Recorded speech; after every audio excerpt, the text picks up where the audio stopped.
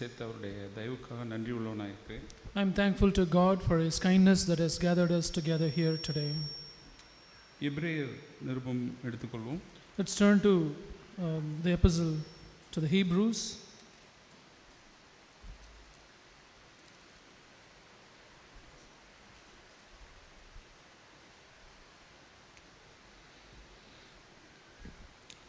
இந்த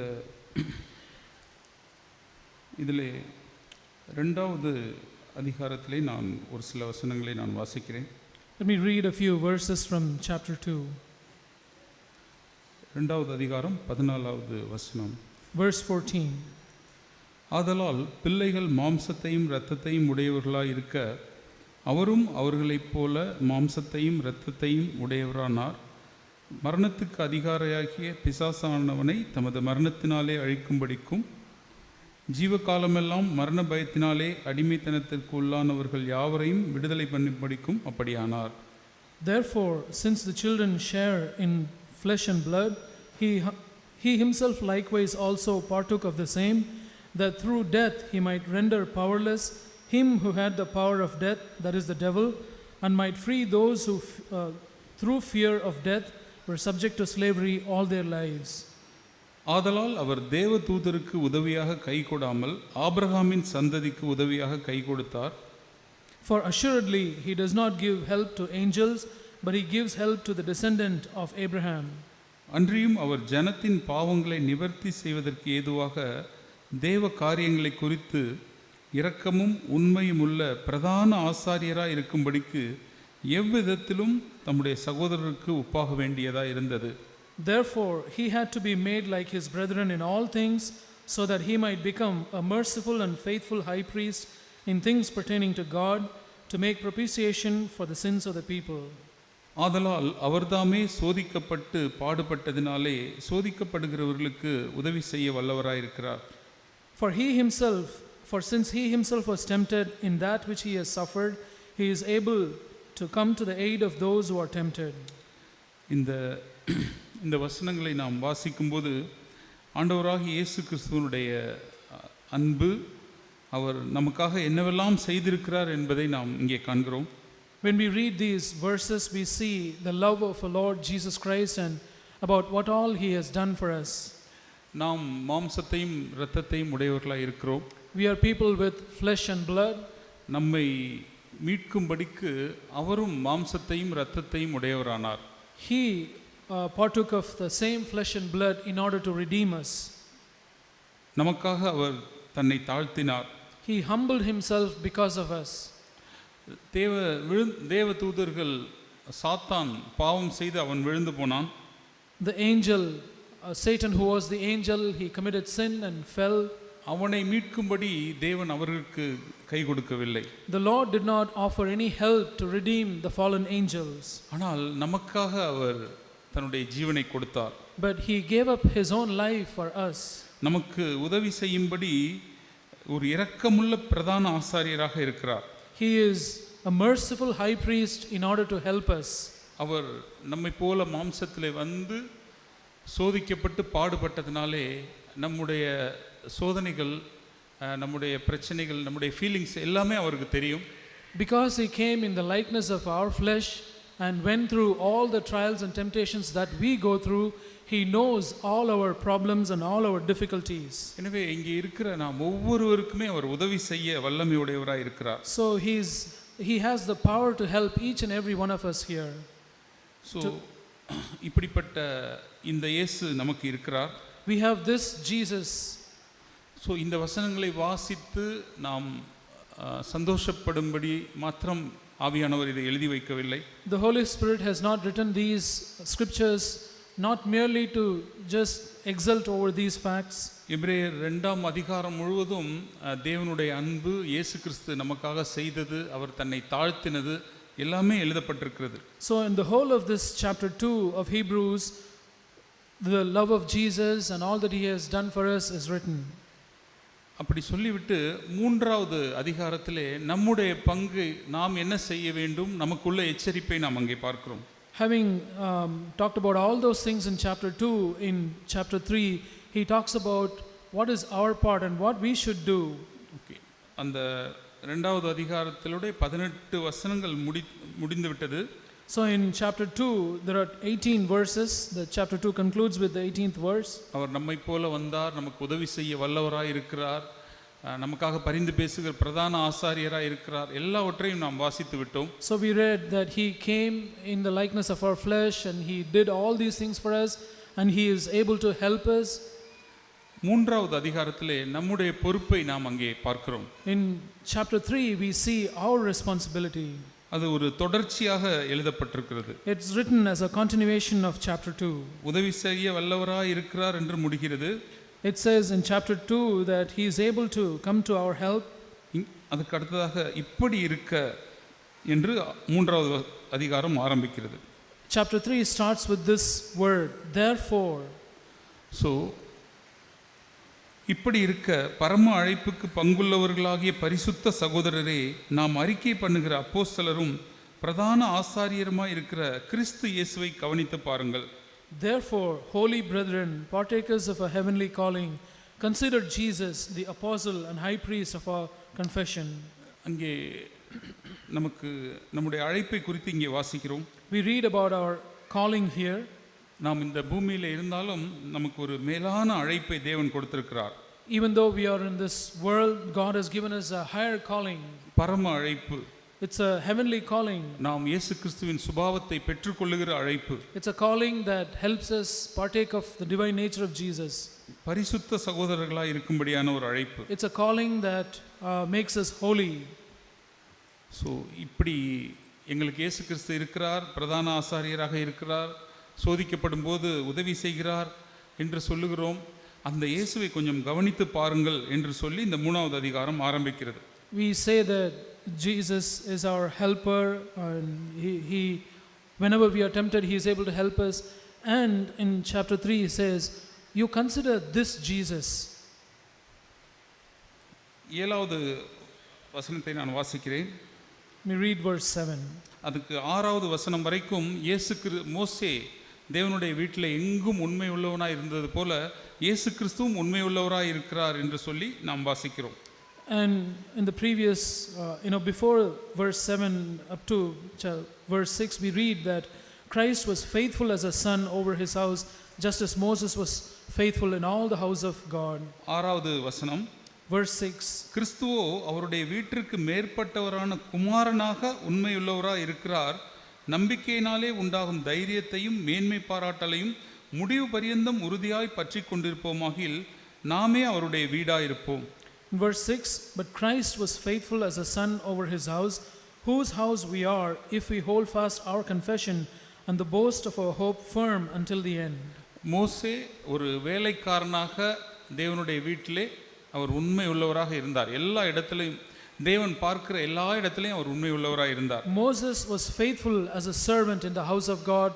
Whichever area that the Lord looked at in Moses' life, he was faithful.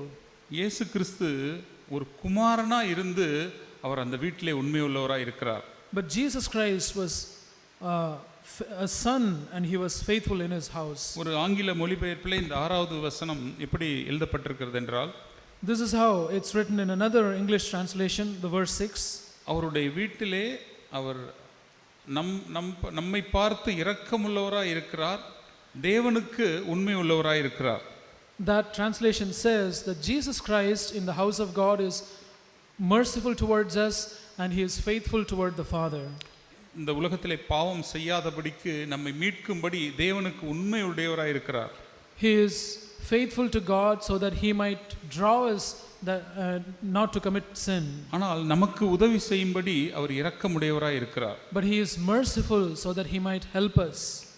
இவ்வளவு காரியங்களையும் எழுதப்பட்டுவிட்டு, so having said all these things about Jesus Christ, இந்த காரியங்களெல்லாம் கேட்டு புலகாங்கிதம் அடைந்து இயேசுவை குறித்து மேன்மை பாராட்டுவது மாத்திரமல்ல, so after reading about all these things about Jesus, and these are not written only to just boast about Jesus and appreciate Jesus for all these things.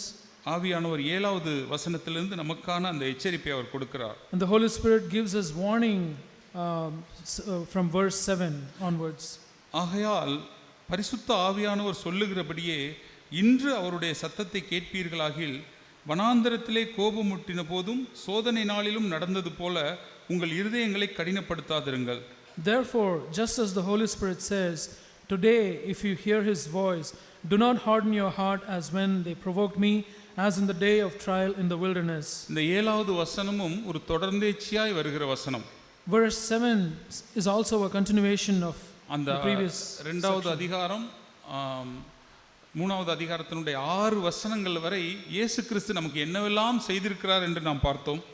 In chapter 2 and the first 6 verses of chapter 3, we see about what the Lord Jesus has done for us. இது எல்லாவற்றையும் கேட்டுவிட்டு நான் இன்னும் என்னுடைய இருதயத்தை நான் கடினப்படுத்த முடியும். After listening to all these things, I could still harden my heart. அதனால தான் 7வது வசனம் ஆகையால் என்று ஆரம்பிக்கிறது. That's why verse 7 starts with the word therefore. திரும்பவும் 15வது வசனத்திலேயும் அதே எச்சரிப்பை நாம் கேட்கிறோம். Again in verse 15 we hear the same இன்று warning. அவருடைய சத்தத்தை கேட்பீர்களாகில் கோபமூட்டுதலில் நடந்தது போல உங்கள் இருதயங்களை கடினப்படுத்தாதிருங்கள் என்று சொல்லி இருக்கிறதே. While it is said, today if you hear his voice, do not harden your hearts as when they provoked me. மேலும் 4வது அதிகாரம் 7வது வசனத்திலேயும் அதே வசனத்தை நாம் வாசிக்கிறோம். And we read the same verse in chapter 4 verse 7. இன்று அவருடைய சத்தத்தை கேட்பீர்களாகில் உங்கள் இருதயங்களை கடினப்படுத்தாதிருங்கள் என்று வெகு காலத்திற்கு பின்பு தாவீதின் சங்கீதத்திலே சொல்லி இருக்கிறபடி, saying through David after so long a time, just as has been said before, today if you hear his voice, do not harden your hearts. हम சகோதர சகோதரிகளே, நாம் சபையிலே அநேக நாட்களாய் நாம் இருக்கிறோம். Yes, brothers and sisters, we have been in the church for so many days. சபையிலே வாலிப சகோதர சகோதரிகள், நீங்கள் தேவனுடைய வார்த்தையை கேட்கிறீர்கள். So young brothers and sisters, you are in the church and you listen to God's word. சிறு பிள்ளைகள் கேட்கிறீர்கள். Children, you hear the word of God. தேவன் எவ்வளவோ நமக்கு பேசுகிறார். The Lord speaks so many truths to us. நம்மை கடிந்து கொள்கிறார். And he rebukes us. அவருடைய இரக்கத்தை காண்பிக்கிறார். And he shows us his compassion. நம்மை உற்சாகப்படுத்துகிறார். And he encourages us. நாம் சோர்ந்து போது தூக்கி விடுகிறார். Whenever we are discouraged, he lifts us up. ஆனால் இது எல்லாவற்றையும் கேட்டுவிட்டு நாம் தேவனை அசட்டை செய்கிறவர்களாய் நாம் இருக்க முடியும். So after listening to all these things, we could be people who despise God. தேவனுடைய சத்தத்தை கேட்டு நம் இருதயம் இன்னும் கடினப்பட்டு போக முடியும். Even after listening to God's word, our hearts could be hardened. இந்த இடத்துல நாம் ஒரு வசனத்தை வாசிக்கிறோம். 12வது வசனத்தை நாம் வாசிப்போம். 3:12. Let's read chapter 3 verse 12. சகோதரரே, ஜீவனுள்ள தேவனை விட்டு விலகுவதற்கு ஏதுவான அவிசுவாசமுள்ள பொல்லாத இருதயம் உங்களில் ஒருவனுக்கும் இராதபடிக்கு நீங்கள் எச்சரிக்கையாயிருங்கள். Take care, brethren, that there not be in any one of you an evil, unbelieving heart that falls away from the living God. உங்களில் ஒருவனாகிலும் பாவத்தின் வஞ்சனையினாலே கடினப்பட்டு போகாதபடிக்கு இன்று என்னப்படும் அளவும் நாள்தோறும் ஒருவருக்கொருவர் புத்தி சொல்லுங்கள். But encourage one another day after day, as long as it is still called today, so that none of you will be hardened by the deceitfulness of sin. இங்கே நாம் வாசிக்கிறோம் அவிசுவாசமுள்ள பொல்லாத இருதயம் என்று நாம் வாசிக்கிறோம். Here in the previous verse we read that there is an evil, unbelieving heart. நாம் ஜீவனுள்ள தேவனை விட்டு விலகணும் அப்படின்னா நமக்கு ஒரு அவிசுவாசமுள்ள பொல்லாத இருதயம் வந்தால் நாம் தேவனை விட்டு விலகி விடுவோம். If we have an evil, unbelieving heart, we could fall away from the living God. அடுத்த வசனத்திலே பாவத்தின் வஞ்சனையினாலே நம்முடைய இருதயம் கடினப்பட்டு போக முடியும். And in the next verse we see that our hearts could be hardened by the deceitfulness of sin. இந்த வசனத்தை 12வது வசனத்தை வாசிக்கும்போது நம்ம இப்படி நினைக்கலாம். When we read verse 12, we could think like this. இது யாரோ தேவனை பின்பற்றதை விட்டுட்டு ஒரு விக்கிரக ஆராதனை செய்ய போறவங்களுக்கு அல்லது வேறு தேவனை பின்பற்றி போறவங்களுக்கு எழுதப்பட்டிருக்கிறது என்று நாம் நினைக்க முடியும். We could think that this verse is written addressing some people who just go away from the Lord, not following him but to follow after something else. இந்த ஜீவனுள்ள தேவன் எப்பவுமே நம்ம அவரோடு க்ளோஸா இருக்கணும்னு விரும்புகிறார். God always wants us to be very close to him. ஒரு சின்ன இடைவெளி கூட வருவதை தேவன் விரும்பவில்லை. God does not want even a small gap between him and us. ஆனால் சாத்தான் எப்பொழுதுமே ஒரு பெரிய இடைவெளியை தேவனுக்கும் நமக்கும் உண்டு பண்ணணும்னு ஃபர்ஸ்ட் முயற்சி செய்வதில்லை. But Satan does not want to create a big gap between us and God. ஜீவனுள்ள தேவன் அவரை விட்டு கொஞ்சம் லைட்டாக விலகும்படியான ஒரு இருதயத்தை நமக்கு கொடுத்தா போதும், அதிலிருந்தே அவன் வெற்றி பெற ஆரம்பிக்கிறான். Satan will succeed if he is able to just give a small little gap and turn us away a little bit from God. கொஞ்சமாக ஒரு உலக தண்ணீரை ஊற்றினால் போதும். It's enough that he pours out the water of the world a little bit in us.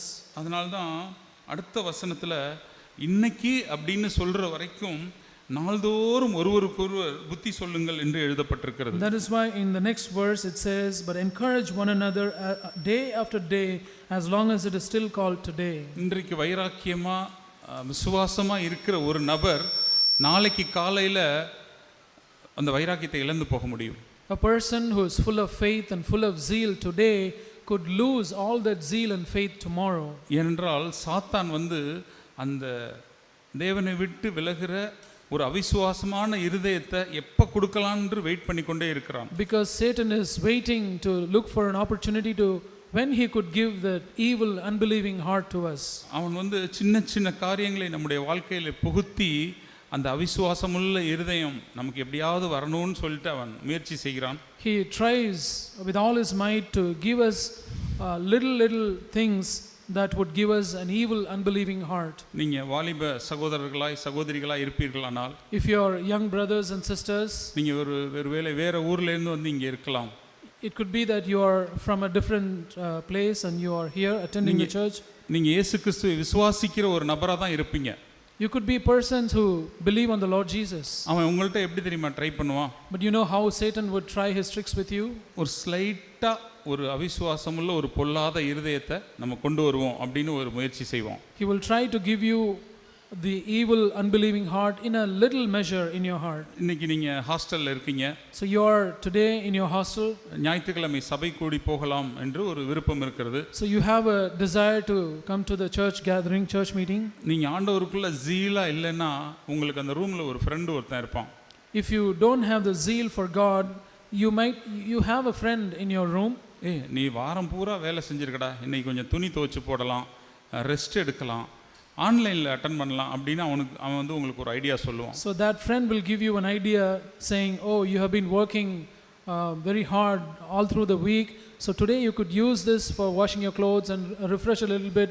You can attend the church meeting online. நீ சபைக்கு போய் தான் இந்த இதை பண்ணணும்னு இல்லை, உன் சூழ்நிலை இந்த மாதிரி இருக்குது, இன்னைக்கு ஒரு நாள் நீ ரெஸ்ட் எடு அப்படின்னு சொல்லிட்டு கொஞ்சமாக தேவனை விட்டு விலகும்படியான ஒரு இருதயத்தை சாத்தான் உங்கள் முன் வைப்பான். So he'll tell you, today is the only day that you have for relaxation. You just relax a little bit and this is your circumstance. So it is not that you have to go physically to the church meeting. You could watch online. So this is how he would try to give you an evil unbelieving heart in a little bit. நீங்களும் நினைக்கலாம், இன்னைக்கு ஒரு நாள் நான் miss பண்ணுறதுனால நான் தேவனை மறுதலிச்சுட்டா போகிறேன், சரி ஒரு நாள் நம்ம இருப்போம் அப்படின்னு நீங்கள் நினைப்பீங்க. So you could also think, yes, that's right.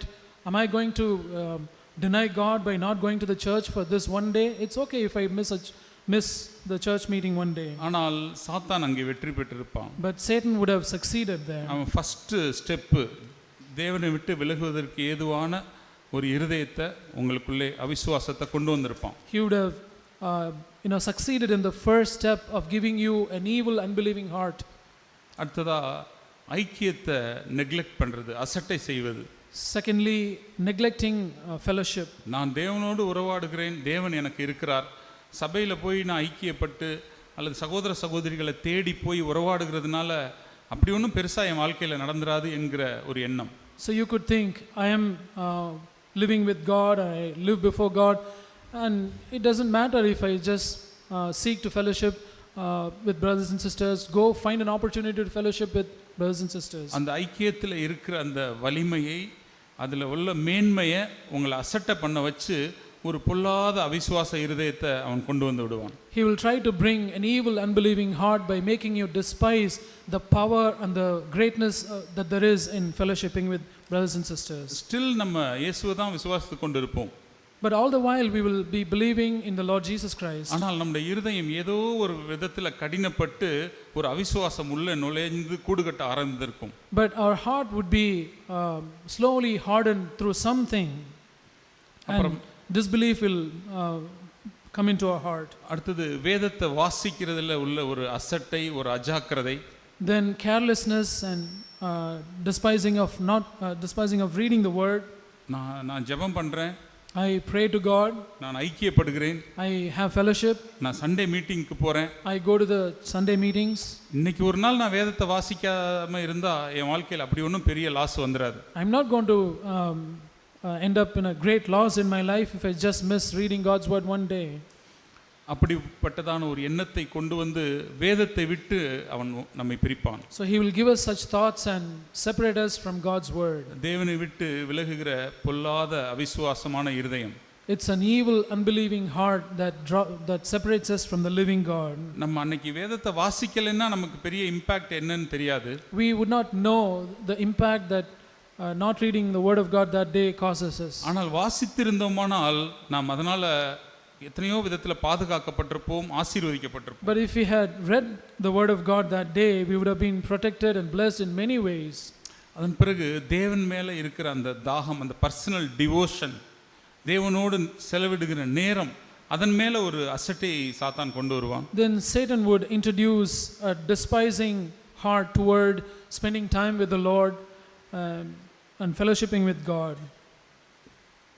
அந்த ஆண்டவர் மேலே இருக்கிற அந்த சிம்பிள் டிவோஷனை நம்ம லைஃப்ல இருந்து எடுத்துட்டா போதும், அவன் நிறைய நம்மை ஆக்கிரமிக்க முடியுங்கிறது அவனுக்கு தெரியும். Satan knows very well that if he takes the simple devotion that we have for the Lord away from us, and he could do so many things in our life. தேவனுடைய பாதத்தில் அமரணும், தேவனோடு நேரம் செலவழிக்கணும் அப்படிங்கிற அந்த காரியத்தின் மேலே இருக்கிற அந்த சீரியஸ்னஸை முதலாவது அவன் எடுப்பான். He will first of all try to take away the seriousness that we have to sit at his feet and spend time with the Lord in devotion to him. மனசாட்சியை நீவும்படிக்கு நம்ம கடமைக்கு ஒரு ஜெபத்தை செய்வோம்.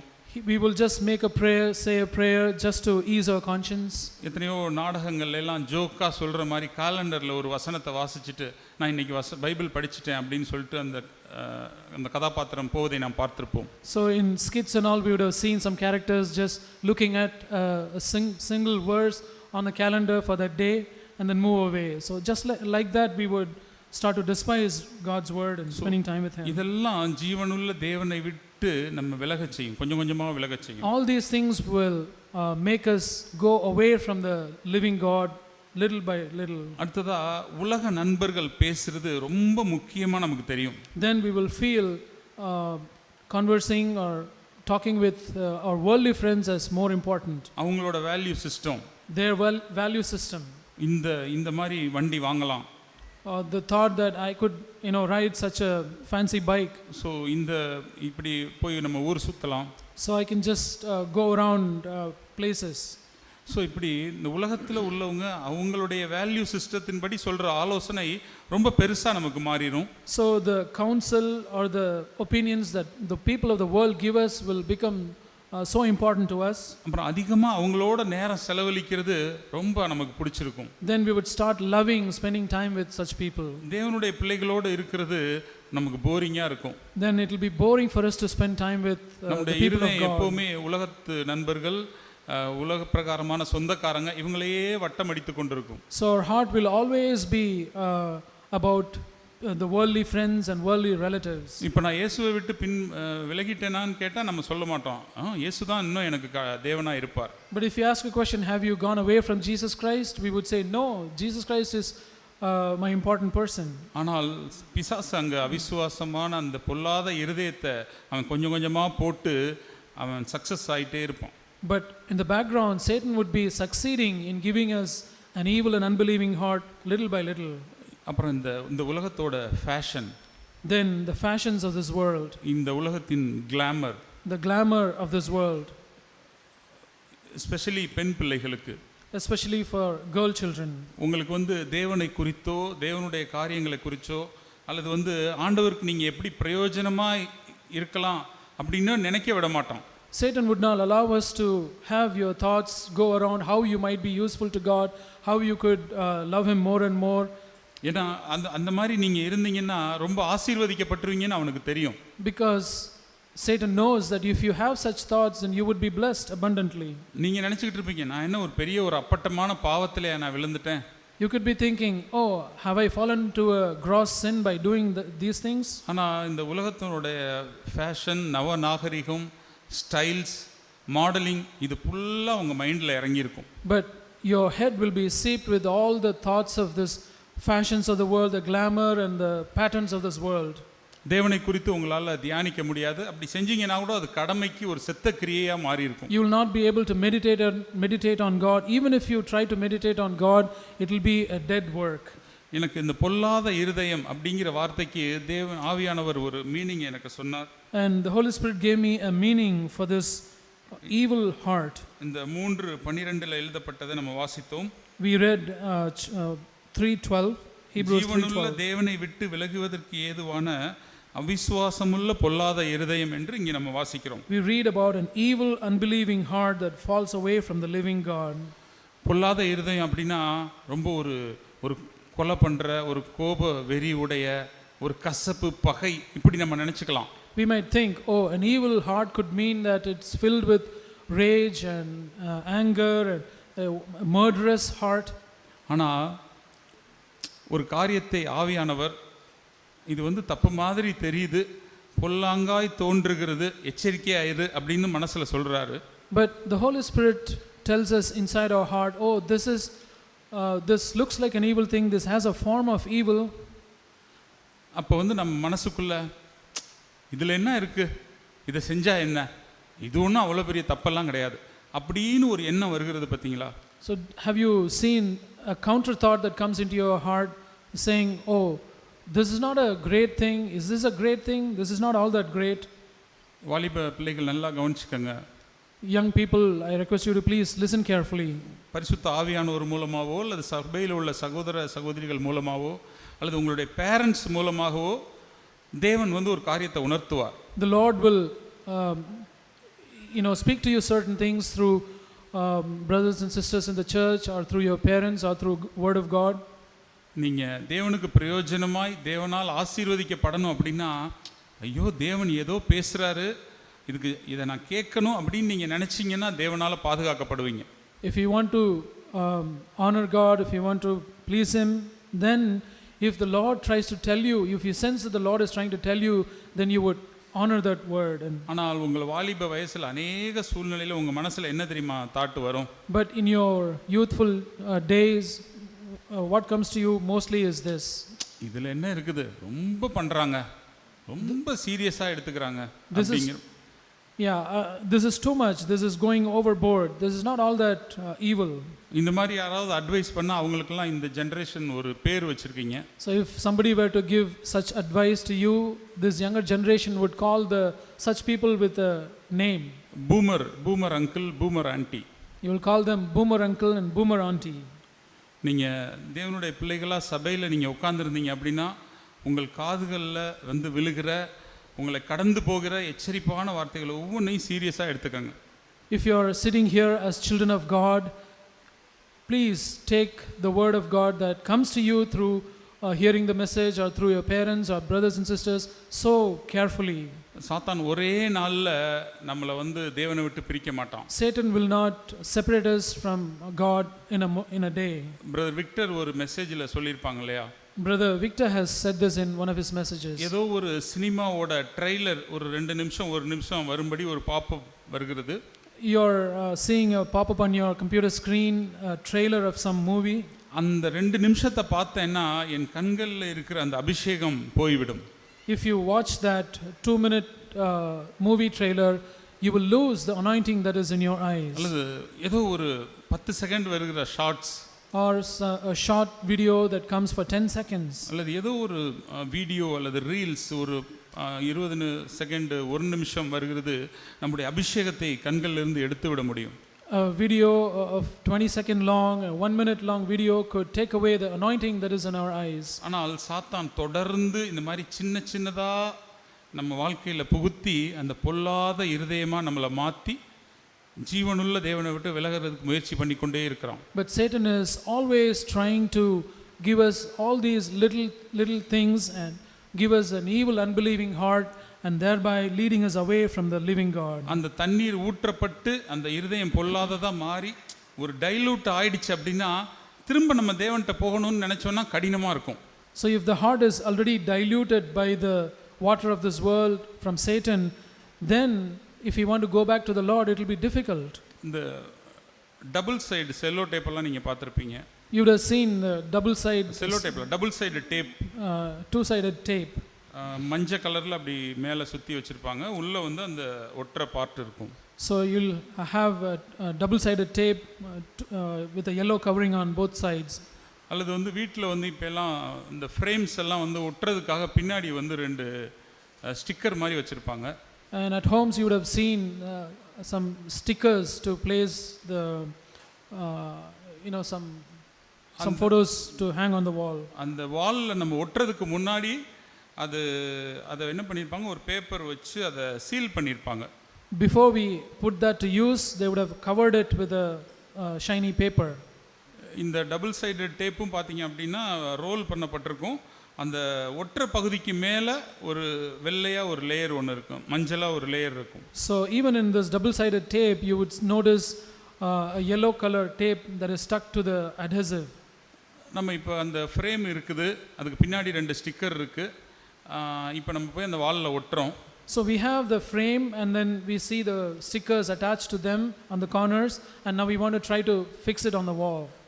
ஃபஸ்ட்டு முறை ஒட்டும்போது நல்லா பளிச்சுன்னு ஒட்டிடும். So first time when we fix it, it would get fixed properly. Okay, நம்ம ஒட்டும்போது நம்ம மிஸ் பண்ணிடுறோம், கீழே விழுந்துருது அது. So but in case we miss fixing it properly, it falls down while we try to fix it. கீழே உள்ள மண்ணோ அல்லது ஒரு தூசியோ அது மேலே பட்டுருது. So the dirt gets fixed into that adhesive part. திரும்ப எடுத்து நீங்கள் ஒட்டினீங்க அப்படின்னா அந்த ஃபர்ஸ்ட் டைம் இருக்கிற அந்த ஒரு ஸ்டிக்கினஸ் இருக்காது. So again you try to fix it on the wall, you would not see the same kind of force in that adhesive. இந்த டபுள் சைடு டேப்பும் பார்த்தீங்க அப்படின்னா இந்த மாதிரி வெளியில் உள்ள தூசி வந்து பட்டு அந்த ஒற்றை தன்மையை எடுத்துடக்கூடாதுங்கிறதுக்காக ரொம்ப சேஃப்டியாக அதை ரோல் பண்ணி வச்சுருப்பாங்க. So even in the double-sided tape, in order to preserve the adhesive nature of that surface, they would have carefully fixed a glossy paper and rolled it up. ஆனால் நம்ம வந்து அந்த ஃப்ரேம் ஸ்டிக்கர் ஒட்டின ஃப்ரேமையோ அல்லது இந்த double side டேப்பையோ ரொம்ப கேர்லெஸ்ஸாக handle பண்ணுறோன்னு வச்சுக்கோங்க. So imagine we handle that double-sided tape or the frame so carelessly. அது மண் தூசி எல்லாம் பட்டு நம்ம நினைக்கும் போது ஒட்டும் போது ஒட்டாது. If it gets dirty and if you try to fix it, it will not get fixed. சாத்தானுக்கும் அது தெரியும். Even Satan knows this. தேவனோட நம்ம அட்டாச்சாக அந்த ஃப்ரெஷ் ரிலேஷன்ஷிப் இருந்தால், நம்ம பாதுகாப்பாக சீல்டாக இருந்தோம்னா நம்ம தேவனோடு டக்குன்னு ஒட்டிட முடியும். If you are protected, sealed carefully, then if you want to get attached to the Lord, it will be easy for us. அவன் என்ன பண்ணுவான், அதில் ஏதாவது ஒரு தூசி, கொஞ்சம் தண்ணி, ஒரு ஒட்டடை அல்லது கொஞ்சம் மண் எதையாவது போட்டு பார்க்குறதுக்கு டேப் மாதிரி இருக்கும், ஸ்டிக்கர் மாதிரி இருக்கும், ஆனால் ஒட்டுனா ஒட்டாது. But Satan would try to throw some mud or soil or dirt into it, but it will look like the real double-sided tape, or but it will not do its function properly. அதனால தேவன் இயேசு கிறிஸ்து நமக்காக எவ்வளவோ செய்திருக்கிறார். His brothers and sisters, the Lord Jesus Christ has done so many things for us. அதன் பிறகு நம்ம செய்ய வேண்டிய பார்ட்டெல்லாம் இதில் வாசித்தோம். And then we read about all that we need to do. இப்படி இருக்க அப்படின்னு சொல்லிட்டு வாசித்தோம். We read that therefore we need to do all these things. ஆகையால் அப்படின்னு சொல்லி அந்த எச்சரிப்பை வாசித்தோம். So those warnings precede with the word therefore. ஒருவேளை இன்றைக்கு நீங்கள் ஒரு மாதிரி சோர்ந்து போய் தேவனோடு ரிலேஷன்ஷிப்போடு இருக்கணும்னு நினைக்கிறேன், ஆனால் முடியல, என்னோட இருதயம் கடினமாக இருக்கிறதேன்னு நினைக்கலாம். Maybe you are thinking today, oh, I want to have a good relationship with the Lord, but it is difficult for me, my heart is hardened. மத்தேயு 9 ஒரு சகோதரியை நாம் பார்க்கிறோம். We read about a sister in Matthew chapter 9. மத்தேயு 9:20. Matthew chapter 9 verse 20. இவங்களை குறித்து நம்ம அநேக முறை சபையில் நம்ம கேட்டிருக்கோம். We have heard about this woman so many times in the church. 12 வருஷமா அவங்களுக்கு பெரும்பாடு இருக்கும். She had a difficulty, a physical problem for 12 long years. நிறைய பணத்தை செலவழிச்சிருப்பாங்க. She had spent a lot of money. அவங்களுக்கு சுகமே கிடைக்காது. She did not get healed of her sickness. ஒரு நாள் இயேசு கிறிஸ்து வருவதை அவங்க கேள்விப்படுவாங்க. Then she heard that the Lord Jesus was coming. என்னால் ரொம்ப பிரயாசப்பட்டு பப்ளிக்காக போக முடியாது. I could not make so much effort and go to him publicly. அவரை என்னிடத்துல கூப்பிட முடியாது. I could not invite him to my place. At least அந்த வஸ்திரத்தை போய் நான் தொட்டுறேன். Let me just go and touch the fringe of his cloak. 21 வாசிக்கிறோம், வஸ்திரத்தையாகிலும் தொட்டால் சொஸ்தமாவேன் என்று தன் உள்ளத்தில் எண்ணிக்கொண்டு அவர் பின்னாலே வந்து அவருடைய வஸ்திரத்தின் ஓரத்தை தொட்டாள். In middle part of verse 20 and 21, she came up behind him and touched the fringe of his cloak, for she was saying to herself, if I only touch his garment, I will get well. இயேசு கிறிஸ்து அவரிடத்திலிருந்து வல்லமை புறப்படும். Power will go out from the Lord Jesus. இன்னொரு சுவிசேஷத்துல கேட்பாரு, யார் தொட்டது, என்கிட்ட இருந்து வல்லமை புறப்பட்டதே அப்படின்னு கேட்பாரு. And in another gospel we read the Lord Jesus saying, who touched me, because I sensed that power was going out from me. ஆம் சகோதர சகோதரிகளே, சபையோடு இருக்கிற அந்த ஐக்கியம், இயேசு கிறிஸ்துவின் சரீரம் இது. Yes, brothers and sisters, the church is the body of Christ, and we have to have fellowship with this body. இந்த சபை இயேசு கிறிஸ்துவினுடைய சரீரம். This church is the body of Jesus Christ. எனக்கு எதுவும் செய்ய முடியல, ஒரு மாதிரி சோதிக்கப்படுகிற ஒரு சூழ்நிலையில் இருக்கேன், அட்லீஸ்ட் இந்த சரீரத்தோடு கூட நான் ஒரு இணைப்பில் இருந்து விடட்டும். I am tempted so much, I am not able to do anything about it. At least let me be in touch with the body of Christ. யாரோ ஒரு சகோதரன் ஒரு சகோதரி அவர்களோடு கூட நான் அவரை தொட்டு விடுவோம், அவர்களோடு தொடர்பில் இருப்போம். Let me be in touch with some brother or sister. That way let me be in touch with the body of Christ. யோசுவாவுக்கு ஒரு பெரிய புத்தகம் இருக்கிறது. யோசுவாவை குறித்து வேதத்திலே ஒரு புத்தகமே இருக்கிறது. There's a whole book on Joshua. மோசேவுக்கு அடுத்த ஒரு leader. He was the second line leader after Moses. அவருடைய வாழ்க்கை இந்த மாதிரி தேவனுடைய சரீரத்தில் இருந்த தொடர்பில் இருந்து தான் ஆரம்பித்தது. His life started with his connection with the body of God, Christ. யாத்திராகமம் 33:11 நம்ம வாசிக்கிறோம். We read about that in Exodus chapter 33 verse 11. அதன் பின்பகுதி 11 பின்பகுதி, நூனின் குமாரனாகிய யோசுவா என்னும் அவனுடைய பணிவிடைக்காரனாகிய வாலிபன் ஆசரிப்பு கூடாரத்தை விட்டு பிரியாது இருந்தான். Exodus chapter 33 verse 11, thus the Lord used to speak to Moses face to face, just as a man speaks to his friend. When Moses returned to the camp, his servant Joshua the son of Nun, a young man, would not depart from the tent. அதன் பிறகு அநேக வருஷங்களுக்கு பிறகு மோசேக்கு அப்புறம் யோசுவா 1வது அதிகாரத்தில் தேவன் அவனுக்கு இவ்வளோ பெரிய ஒரு வாக்குத்தத்தத்தை கொடுப்பார். Then after many years, after the days of Moses, the Lord gave him a great promise in Joshua chapter 1. 1:5 verse 5. நீ உயிரோடு இருக்கும் நாளெல்லாம் ஒருவனும் உனக்கு முன்பாக எதிர்த்து நிற்பதில்லை, நான் மோசேயோடு இருந்தது போல உன்னோடும் இருப்பேன், நான் உன்னை விட்டு விலகுவதும் இல்லை, உன்னை கைவிடுவதும் இல்லை. No man will be able to stand before you all the days of your life, just as I have been with Moses, I will be with you, I will not fail you or forsake you. ஆம் சகோதர சகோதரிகளே, தேவன் ஆசரிப்பு கூடாரத்தை விட்டு பிரியக்கூடாதுன்னு யோசுவா நினைத்தார். Yes, brothers and sisters, the young man Joshua decided in his heart that he would not depart from the tent. தேவன் நான் உன்னை விட்டு விலகுவதில்லை, உன்னை கைவிடுவதில்லை என்று அவனுக்கு வாக்கு பண்ணினார். But God promised him saying, I will not leave you nor forsake you. யூதா புத்தகத்திலே ஒரு பெரிய ஒரு வாக்குத்தத்தத்தை தேவன் நமக்கு கொடுத்திருக்கிறார். In the book of Jude, God has given us a great promise. 24வது வசனம். It's verse 24. வழுவாதபடி உங்களை காக்கவும் தமது மகிமையுள்ள சன்னிதானத்திலே மிகுந்த மகிழ்ச்சியோடே உங்களை மாசற்றவர்களாய் நிறுத்தவும் வல்லமை உள்ளவர். Now to him who is able to keep you from stumbling and to make you stand in the presence of his glory blameless with joy. நாம் என்ன செய்ய வேண்டும் என்பது 20வது வசனத்திலே இருக்கிறது. Our responsibility is mentioned in verse 20. நீங்களோ பிரியமானவர்களே, உங்கள் மகா பரிசுத்தமான விசுவாசத்தின் மேல் உங்களை உறுதிப்படுத்தி கொண்டு பரிசுத்த ஆவிக்குள் ஜெபம் பண்ணி தேவனுடைய அன்பிலே உங்களை காத்துக்கொண்டு நித்திய ஜீவனுக்கு ஏதுவாக நம்முடைய கர்த்தராகிய இயேசு கிறிஸ்துவினுடைய இரக்கத்தை பெற காத்திருங்கள். ஆம் சகோதர சகோதரிகளே, நாம் நம்முடைய ரட்சிப்பு நிறைவேற எவ்வளவு பிரயாசப்பட வேண்டி இருக்கிறது. Yes, brothers and sisters, how much effort we need to take to fulfill our salvation. நம்மை வலுவாதபடி காத்து அவர் வரும்போது ரொம்ப ஹாப்பியா நம்மளை ரிசீவ் பண்ணணும் அப்படிங்கிறது தான் தேவனுடைய விருப்பம். God's desire is that he might receive us so joyfully by preserving us in his love. எபிரேயர் 3:12-13 வாசித்தபடி நாம் அந்த பொல்லாத அவிசுவாசமான இருதயம் நம்முடைய வாழ்க்கையில வராதபடி நம்மை பாதுகாத்துக் கொள்வோம். As we read in Hebrews chapter 3 verses 12 and 13, let us be careful that we don't get an evil, unbelieving heart. தேவனை விட்டு விலகணும் அப்படின்னு சாத்தான் கொண்டு வருகிற அந்த ஒரு பிளான் எல்லாம் நம்முடைய வாழ்க்கையிலே நிர்மூலமாகட்டும். May the plans of Satan that we will fall away from the living God be thwarted. அப்பொழுது தேவன் நம்மை வழுவாதபடி அவர் காப்பார். Then the Lord would keep us from falling. இன்னைக்கு நமக்கு ஒரு கிரேட் ஃபெய்த், ஒரு zeal ஒருவேளை இல்லாம நீங்க சோர்ந்து இருந்தால் கூட பரவாயில்லை. Even if you don't have a zeal for God today and you are discouraged because of that, அந்த சகோதரியிடமிருந்து ஒன்றை கற்றுக்கொள்வோம். learn something from that woman.